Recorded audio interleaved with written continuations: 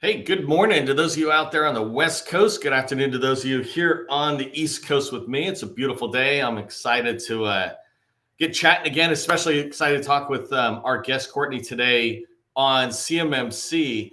Before I do, I just wanted to suggest that as we move forward, you go ahead and put your company name into the chat, 2 or 3 keywords that describe what you do. Let other people know that what you do, so that if there's a way for you to network together, or if they happen to be talking to a customer or teammate, and that customer or teammate expresses an interest in what you do, hey, I'm looking for training, or I'm looking for somebody who can do project management, etc. You want people to be able to remember who you are, and the less words you use to describe what you do, the better. So for example, if I think about Graham, which is one of our sponsors, they do staff augmentation, or they do American Sign Language services. Those are their 2 specialties. And I want to be able to remember the same thing for you guys as we go forward. And I want people in the community to remember who you are as well. Okay, I want to maximize my time with our guest today. So let me bring on Courtney really quick from the green room. I just got to click through my things. Courtney, hey, can you hear me? Just do a sound check.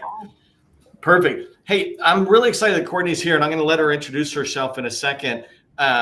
But the reason I asked Courtney to come along is because she's an expert, and her firm is an expert in cybersecurity maturity models certification, CMMC. And the reason I really like this connection and Courtney's way of looking at this and helping us in industry understand what we need to do is that the reason I like your perspective in particular, Courtney, is that you're one of us, right? You're a government contractor. You're in here. You're still working with the federal government, but you're a cybersecurity. Your firm's a cybersecurity expert and subject matter expert out there doing CMMC services. And I thought, who better to talk to a bunch of us government contractors than one of us who is an expert in CMMC. So, Courtney, I want to welcome you, and I want to maybe ask you to just tell us a little bit about your company, just to give people a little introduction to you. Oh, happy to. Thank you for having me, Neil. Hello, everyone. I'm Courtney Jackson. I'm founder and CEO of Paragon Cyber Solutions. We're based in Tampa, Florida. As Neil mentioned, we're a GovCon small business contractor as well. We specialize in cybersecurity services, think governance, risk, and compliance like CMMC, security assessments and audits, as well as system engineering, software development, and workforce development as well for the military. I'm prior Navy as well, and we're over 80% military veteran employed. Yeah, that's awesome. You've got a lot of strong subject matter expertise on your website that's obvious to people who go there. But my favorite thing to see is the ribbon cutting ceremony you did. Oh, with the mayor. For your office with the mayor. I was like, I didn't know I could do that. When I was a small business owner, I should have done that myself. It would have been exciting. Yeah, it's good stuff in there. Courtney, what I want to do is walk down this path with me not really understanding much about CMMC, and it's not a stretch for me to fill that role. But there are so many changes that have happened since the acronym CMMC came on the scene. And I feel like in the last 6 months or so, 6-8 months, there's been a lot of traction towards, hey, it's here now, and we really need to be thinking about things. And so I'd like to go down this path of talking to you about that, and not going too deep into the hows and the wherefores of controls or any of these things.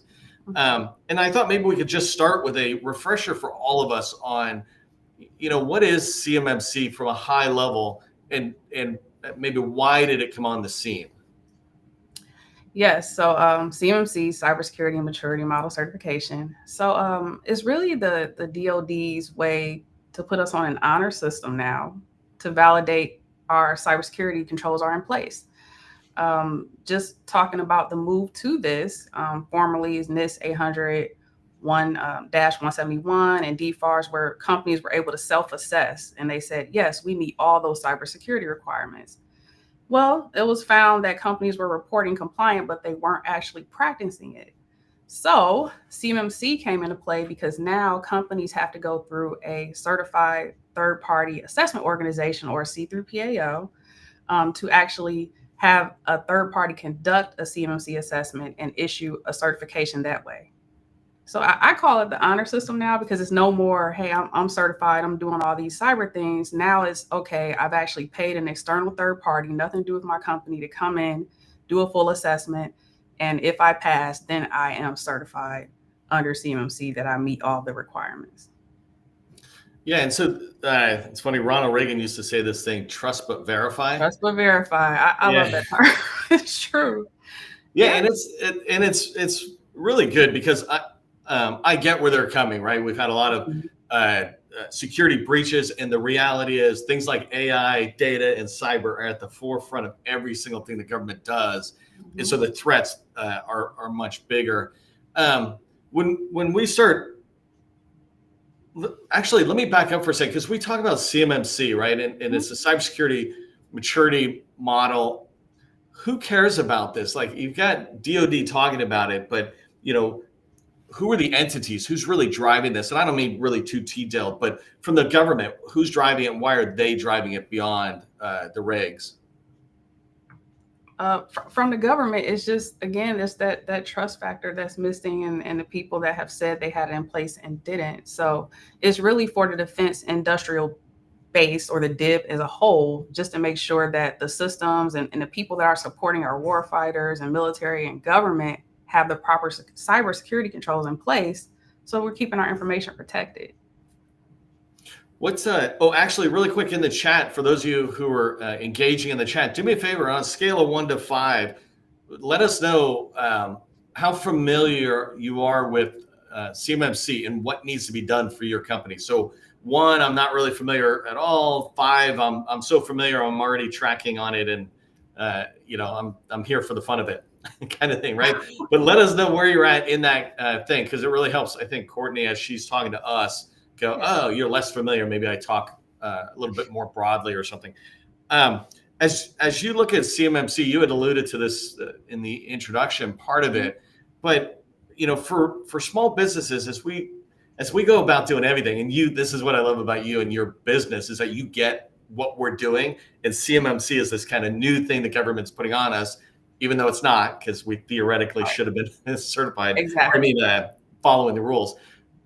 What from a high level, because I want to dig down to each one of them a little bit in a minute, but um, what does it take for me to get certified in my company? Let's say I'm a $5 million a year company supporting DoD. What does it take from a high level for me to go down that path of certification?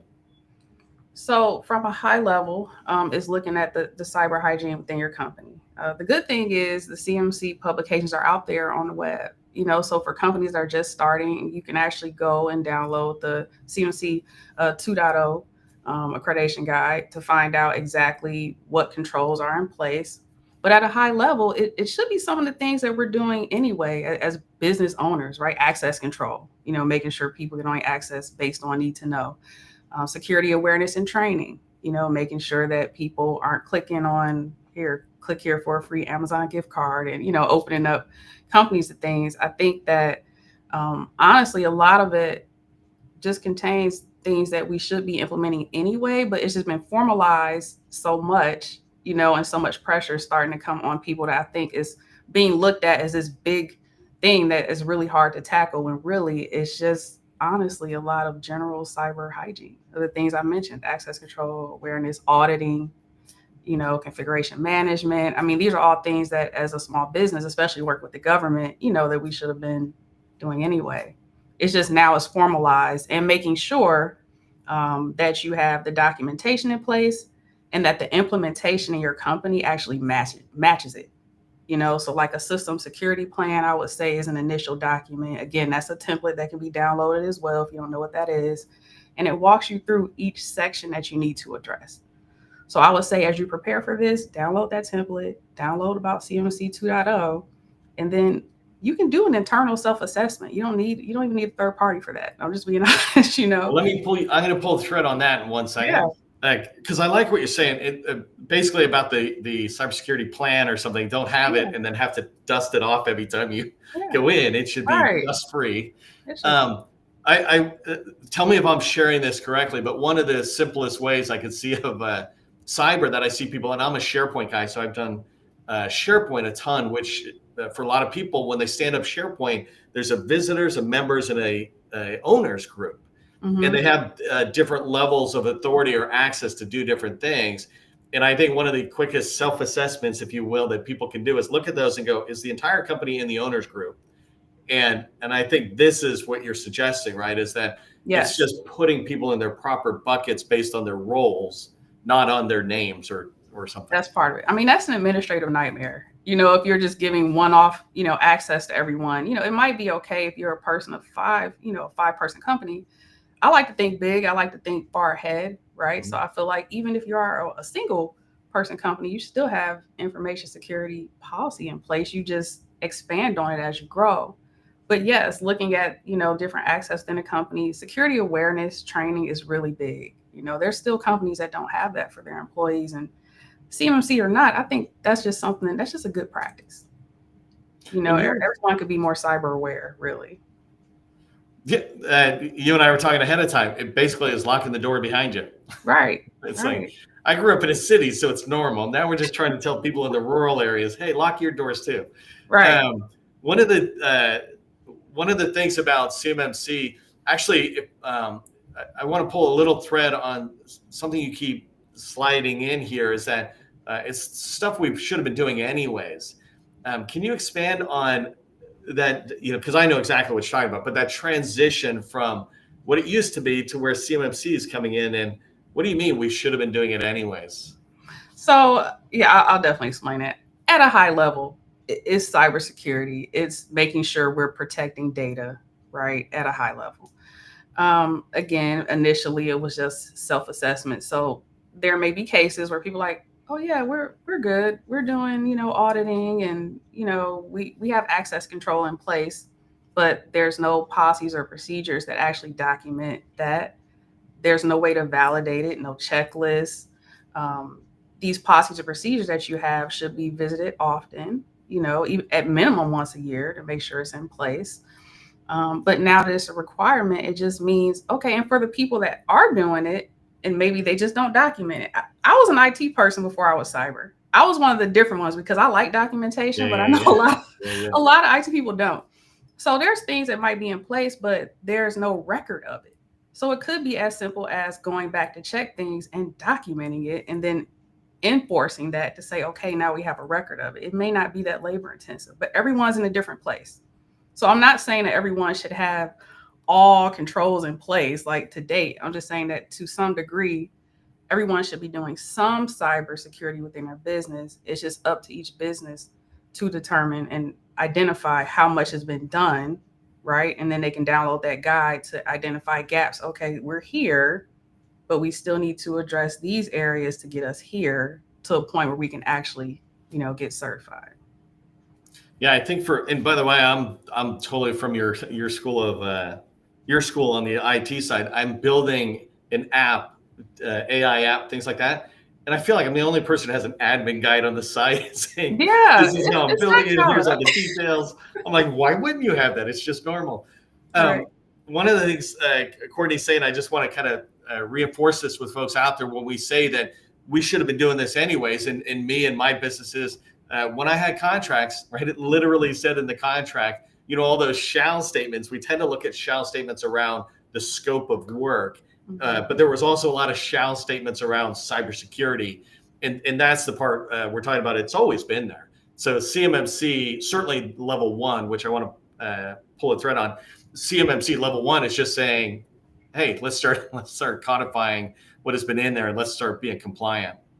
So let's pull through then onto, there's different levels. I know when I first started looking at CMMC, I think back in the 1800s or something, it was 5 levels. Not the 1800s. Maybe it wasn't that. Maybe it's 2018 or something. Or where are we at? Because and I want to come down to the earliest level that I talk about. But how many levels do we have, or whatever we're paying attention to?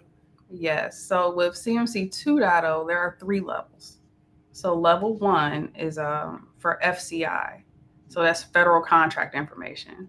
There's only 17 controls there. So a lot of people ask for examples, and I'm happy to just share that in case anyone's wondering. So example of like federal contract information would be, contract numbers, delivery schedules, or, internal project data, right? But a lot of government contractors fall under level 2, which is controlled unclassified information. So that's like sensitive information that requires some level of safeguarding. So that might be engineering drawings, source code, personnel data, things like that. And then level 3 is critical national security.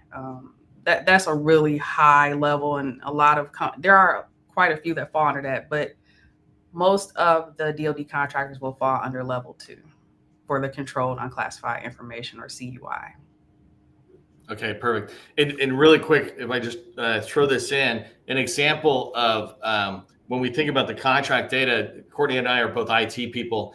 And one of the things when somebody forgets their password, they're trying to log in and you're doing something, we never give them the email and say, oh, yeah, your email is correct, but your password's wrong, because now we're revealing it. And so if you've ever seen that kind of thing, it's similar to contract numbers and other stuff. The more information we let available, the more the bad actors have a way to come in and to discover stuff in the government.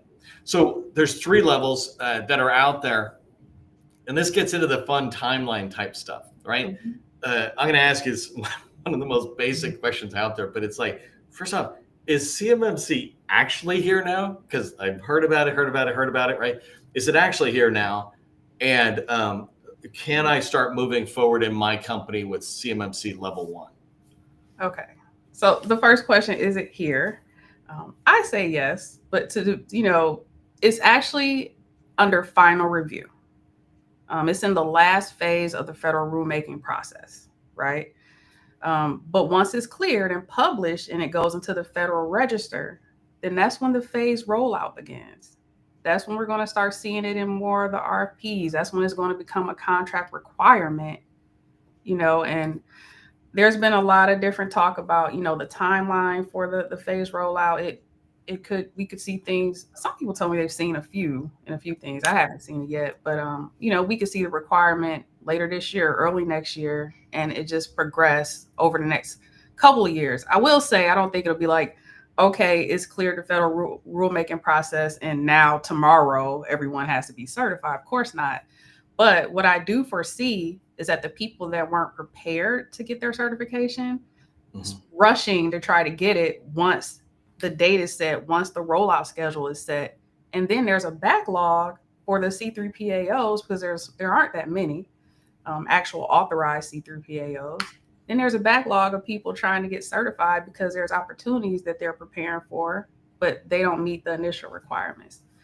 So it's here, but it is in the final phase of the federal rulemaking process. So it's on the final step before they're like, okay, it's here, and here are the dates that you need to comply by. So it's here, but it's progressed a lot. It's happening. I get that feeling too. One of the things I would just remind people is that, like, there's different ways of looking at CMMC, and there's clearly the cyber level of it. When you get CMMC certified, you're kind of getting a stamp that says your company is operating in a cyber clean way or something. And then there's people like me who say, if you don't have CMMC, you're not going to get contracts from DoD or from prime contractors, whether they're large or small, because they will be mandated to only work with companies that have CMMC. And to Courtney's point, whether that's today or it's a year from now, it is going to happen. And while you were talking, Courtney, I wrote down CMMC is like capture. We look out 24 months. Yes. And if you're not starting capture early on, you're probably not going to do too well on the sales side. And CMMC, that same type of thing. I was a little surprised, actually, because I've stopped trying to pay attention to everything out there, and I stay in my swim lane, and I turn to you for the expertise on this. But I was kind of surprised when you said 17 controls. It basically, these are, if I use my words, 17 things you need to do in your company to be cyber compliant with level 1. That doesn't seem like a lot. I mean, I remember back in the day, I read all of them, so they're not that challenging. What kind of advice would you give us, like literally this week or next week, to start looking at our own companies to start going down that, let's say, 15 minutes to an hour a day or whatever? Download the guide, right? Look at the levels. So it tells you exactly what you need to adhere to, and just put forward a plan to apply. Like you said, 15, 20, or maybe you set up a project plan internally and say, okay, Q1, we're going to address these, or Q2, we're going to do this. Just get started though. I think that's the biggest thing, right? I will say though, like I said, level 2 is where most people fall. It's a lot more intense than, the 17 for level 1. But you have to start somewhere. So obviously you start level 1, you build up. But yeah, download the requirements, put a plan in place, start working towards it. Even if it's slowly, just progress. By the way, this might be a good time for me to say this just to folks. If you're in a checklist, let me see if I can show this. Reach out to Courtney and her team at Paragon Cyber Solutions, because actually, as I'm asking Courtney a question, I'm looking at a checklist that they have that guides companies through the process, et cetera. And it's really clean and simple to understand. So I like that. And she offered that available to anybody who wants to reach out. So you can see the email there, CMMC at Paragon Cyber Solutions. Maybe somebody would be nice enough and put that in the chat for me as we just kind of bounce back and forth. And I'll leave it up for a few minutes. I did want to ask this question as it relates to moving forward. I've heard things about you can do self-certification or, there's different terms, right? Assessors or C3POs. Can you put those in terms that are non-cyber and non-CMMC for the average business owner as I'm going through that process? Okay, so self-assessment would be what we discussed, where you're doing this internally and you're just kind of seeing, okay, here's the reg, but here's where we are. And someone internally is saying, okay, this is where we meet things. In terms of CMMC, there's a lot of terms with that too. So I'm happy to walk through that. So the C3PAO, the Certified Third Party Assessment Organization, that's the third party that is actually authorized to conduct the assessment for you. So under that, can I pause 1 second? Is that like a CPA who's signing my taxes or something, saying this was officially done? So it's like some sort of outside person who's. That is a good analogy. One point I do want to share though, whether you go through Paragon or not, please make sure that any C3PAO organization that you engage with is on the Cyber AV board and actually in the marketplace.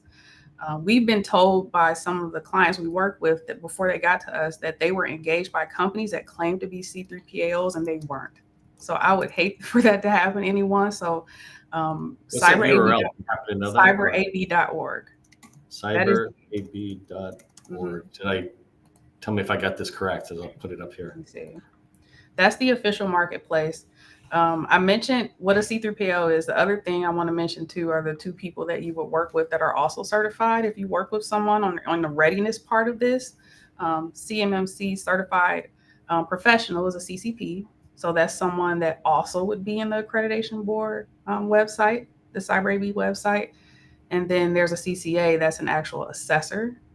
And those are type of people that you have to have doing your assessment when you go through these companies. So unfortunately, there's people that just take advantage because this is something that's come out. It's been out a while, and people are nervous about it and they don't have a lot of information. So I would say above any vendor, that is your source, cyberav.org. If you talk to any company, any practitioner, assessor, make sure they're in that marketplace. I just wanted to share that with the audience. I think that's really important to know. Yeah, actually, let me be a little bit bolder because you can't, because you're good. But I really want to sit there and endorse Paragon Cyber and say, go over there. I've known Courtney a while, squared away company, squared away leader. And I know if you go over that way, you're going to get your questions answered, et cetera. There's tons of people out there on the board, like she mentioned. But definitely, I don't want it to seem like I grabbed some random person to come in and talk about CMMC. I really respect you, Courtney, and I highly encourage people to go talk with you. Thank you. I appreciate that, Neil. Absolutely. And, like I said, I resonate with the audience because before we became a C3PAO, we had to do our own CMMC assessment. So our third party was actually by DIBCAC. So it was the DOD that came in and did ours. So we know what everyone's going through. We feel the pain. We had to go through it ourselves before we became a C3PAO. And some people don't know that. We don't just go for C3PAO certification. We have to become CMMC certified ourselves before we can become an assessment organization. So yeah, that's why you were saying earlier, there's not that many. There aren't. And this is a competitive thing. If I just push this really quick, sorry. There's 370,000 businesses registered in SAM at any given point to sell to the federal government. And so theoretically, that's the pool of companies that might be trying for Courtney and her peer companies to get certified. And I don't know if you caught it, but there's less than 100 of these companies that are out there. And even if there's a mad rush, there'd be 200, let's say. Personally, I would be reaching out and getting that checklist from Paragon to see if you can, look at it, learn, and go do it. I would personally reach out to her company or others that can guide you through, because for me, it's a sales thing. It just like if you think about ISO certifications, you might be considering pursuing, or contract vehicles. If you're not on this contract vehicle, you can't pursue this opportunity. Pretty soon, it's going to be the same thing with CMMC. And it's not a rush. I'm not trying to do scare tactics. It probably will be a year before there's many more that are coming out. But larges are going to vet us smalls by, do we have an ISO certification? Do we have a CMMC certification, et cetera? We got 5 minutes left, Courtney, and I wanted to push in a little bit on some questions that are just popping to my mind about who does what or when, and not on the technical side, but from a small business perspective. When should I be thinking that I might need to be lining up level 2, or is level 1, and when should I go, I'm just a company that can sit at level 1? So I know it's a limited question, but no. So for level 1, that's like, just to kind of give examples of types of companies, like an office supply vendor to the government, maybe janitorial service, or IT reseller or something like that, where they wouldn't have the CUI that level 2 requires. But since most people fall under level 2, think manufacturers of like different defense parts, IT service providers, cybersecurity companies, software companies, like a lot of service providers. If you're providing that to the government, you're going to have to get level 2. But again, just to make sure you're not putting too much pressure on yourselves, from the jump, start at level 1, but I would say even for companies, because if you're at level 1, you're working with the government in some capacity, depending on your growth trajectory and where you want to go. If you achieve level 1, I would think, why not pursue level 2? Like Neil mentioned earlier about capture and looking ahead, there may be opportunities that require that level, right? So I would say focus on level 1 first, get there, but then just continuously have a plan in place to make sure that you're going to get to level 2 if you think you're going to be a company offering, these types of services to the federal government. Yeah, and just to help encourage people, I would make the divide too about, do you have contracts or not? Right. If you don't have contracts, don't overly think about 2 yet. Think about sales and getting contracts. But if you have contracts, that advice you gave, it's really helpful for me even to understand when I talk to other people. Here's some simple, easy guidance to move forward. We're almost out of time, and I want to make sure a couple of things just on people being able to reach out, because there's so many questions out there, and us trying to find the experts. That'd be really helpful for them to be able to follow up with you. But I've got people can already see your email or the email address in there. Can they reach out to you and get that checklist through this email? Absolutely. Okay. And what's I don't want everybody to flood into your office and overwhelm you, or I do if you want that. What's a good outreach for you? How would you advise people if they got questions coming out of this training today or talk today? Yeah, so the CMMC mailbox is accessible between multiple team members. So that's definitely the best starting point. We do offer complimentary initial consultations, just kind of answer questions, no fee for that, just help people get comfortable and get an understanding of it. But that is the best way to get in touch with our compliance team, for sure. Okay, that's perfect. And then is there, as we move forward into CMMC, is there anywhere else they should be paying attention to? I know you had given us the cyberab.org. Is that a good site for the average person to pay attention to, or is that more for people like you? When you get to the point of wanting to go through certification, or before you pay anybody or work with anybody, that's the site for that. Honestly, CMMC information is published so many places. But yeah, I would still say that's the site to go to, because they do update it quite frequently, and they have external links on there. And I would just, for me, like to recommend a trusted site to source out any other sites. You know what I mean? And they do have that on there. Well, and I like how the CyberAB.org site has the, companies like yours and others that we go, okay, at least they vetted you. And I Yes, don't have to go through 1,000 companies. I'm going through 50 exactly. companies. Exactly. No, that's perfect. We're out of time. Courtney, I'm going to throw you in the green room for a second so I can talk. But I just want to say thank you very much for coming and sharing the information with us. It's My so pleasure. eye-opening for me. Thank you for having me, and thank you to everyone that tuned in. I appreciate it. Awesome. I'll put you in the green room. And for everybody else, as we move forward, just remember government contracting, it's not a secret. It's just a process. So is CMMC and cybersecurity. So reach out to Paragon Cyber Solution if you got questions. I will see you in the next training.